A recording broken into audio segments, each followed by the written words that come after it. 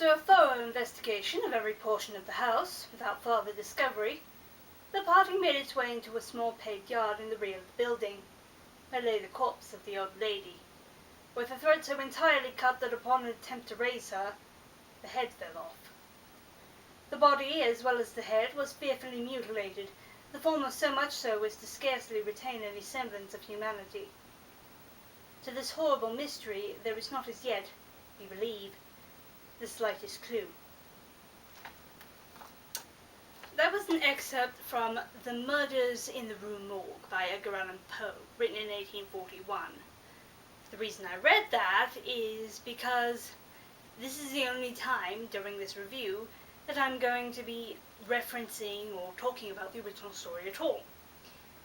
The movie we're taking a look at today has absolutely nothing to do with this story. So that's the last of that.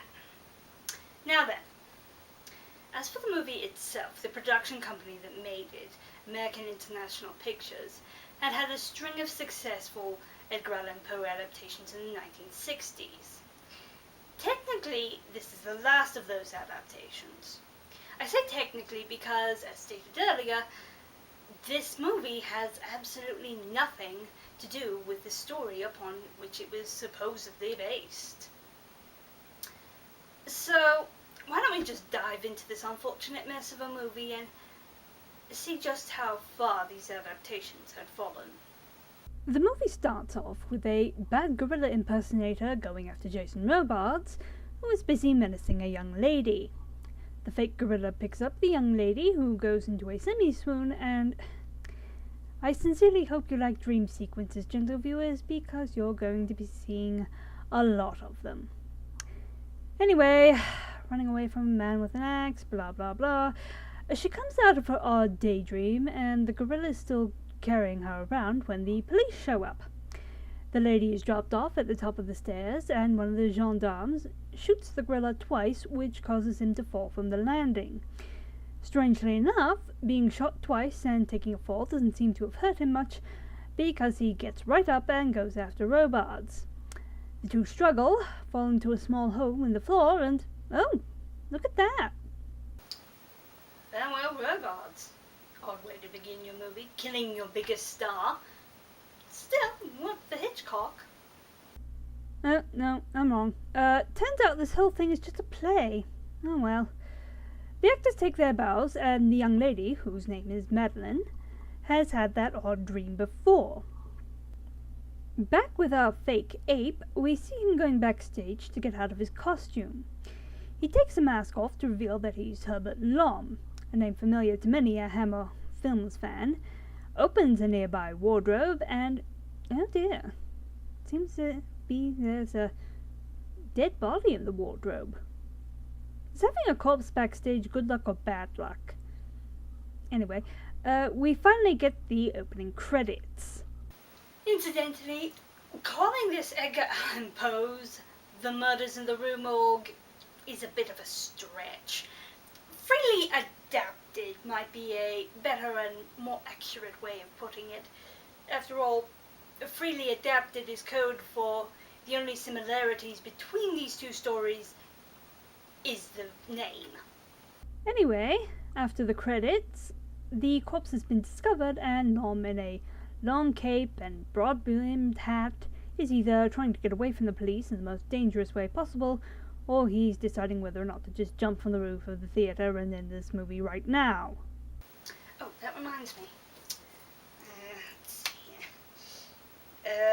Review Hammer Phantom of the Opera at some point. Well, a short chase ensues, with Lom employing the hide in a small alcove and hope they don't turn their heads as they pass by trick, which as usual works like a charm. Cut to the next day, and Robards, whose character is named César, is meeting with the police to discuss the murder. Such a senseless crime, Inspector Vidocq. Now that name, Vidocq, is actually the name of a real person, Eugène Francois Vidocq, who was the inspiration for quite a few fictional characters, and is widely considered to be one of the fathers of modern detection methods. He pioneered ballistics and fingerprinting, and was generally a rather interesting fellow. What the hell he's doing in this movie, I have no idea. Now, this scene gives us something important plot-wise. Madeline's mother was also an actress with César's company, and she was killed in unfortunate circumstances. After Vidocq leaves, César receives a note from a woman called Genèvre, asking him to meet her later.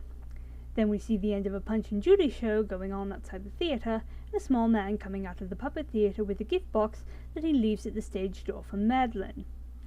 Cut to that night, and César visits Madeline in her dressing room before the performance, and we learn that the gift box contained some orchids from a secret admirer. Out on the stage, Madeline slips into that dream again, and this time we see a body falling from the catwalks above the stage. Madeline wakes up in her bed and... Hang on, was that whole previous scene a part of the dream? Because if it wasn't, how did she get from the theatre to her bedroom? I'm beginning to think that this movie is deliberately trying to not make sense. Well, César isn't at home. He's on his way to meet Genèvre, and he's being not so subtly followed by L'Homme. Turns out Genèvre is working as a courtesan these days, and she points out that César used to have a thing for Madeline's dead mother. And believe me when I say, gentle viewers, that this plot point is going to get even more stupid as we go along. Also, there's some question as to whether or not a man named Marot is actually dead. César is convinced that he is, and he and Genèvre have a little personal time so he can prove his point. Cut to less than a minute later. That must be the shortest hookup in history. And César is leaving while Genèvre receives another gentleman caller upstairs. It's L'Homme, and he throws some ominously smoking acid in her face for reasons that we'll get to later on. The next day, César lies to Madeleine about his relationship with Genèvre and then heads over to the theatre where Vidocq is waiting for him. Vidocq asks César to come to the morgue with him, and we cut to Madeleine taking an afternoon constitutional. She comes across a small gentleman in a carriage who gives her all the usual "I can make you a star" lines.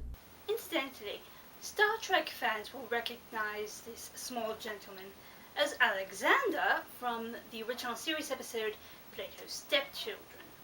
Honestly, there's a lot of genuine talent in this movie. It's just a pity there wasn't any behind the camera.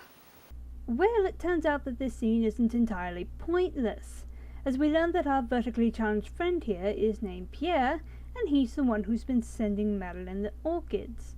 Oh, and he was also an admirer of her mother. Why do I have the feeling that this is going to get even creepier as we go on?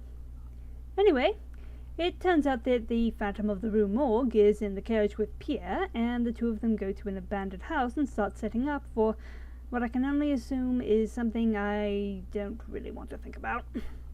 Over at the morgue, it turns out that Genèvre wasn't the only one to feel the wrath of our masked killer. Another actor from César's company was killed as well, and César is beginning to think that Marot may not be as dead as he first thought. So it's over to yet another ex-member of César's troupe, Orsini. Orsini has an act where he's buried alive, and César thinks that Orsini might be the next victim of Marot's revenge quest, but Orsini isn't buying it. Orsini dodges the questions from César and manages to evade questioning by Vidocq and company by being buried alive. Why Vidocq doesn't just put a halt to the act and drag Orsini back up is beyond me. Maybe he just doesn't care about this movie anymore.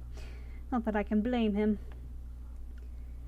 That night, Marot, and yes, that is indeed Marot, no point in hiding it any longer, sneaks into Madeleine and César's house, gets all the way up to the bedroom, and then just stands there gulping at the sleeping Madeleine. Because that's not creepy at all. But Marot's stalkerish behavior is interrupted by César returning home. César checks on Madeleine while Marot hides behind the open door and then goes out into the hall to have a quick chat with the maid. The maid suggests that maybe a short holiday will help Madeleine's health, and César agrees.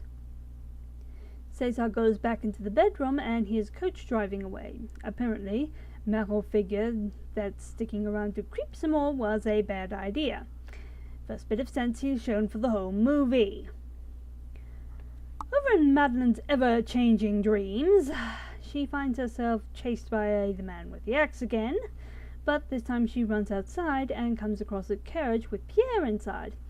Pierre disappears after a minute and the carriage drops her off at what looks like a mausoleum. She goes inside and a strange woman rises up out of one of the tombs and reaches out for her, only to lie back down again and turn into a skeleton. Madeline wakes up from this latest plot hint and wakes up Cesar as well. She asks Cesar about what happened to her mother, and we finally get that bit of backstory.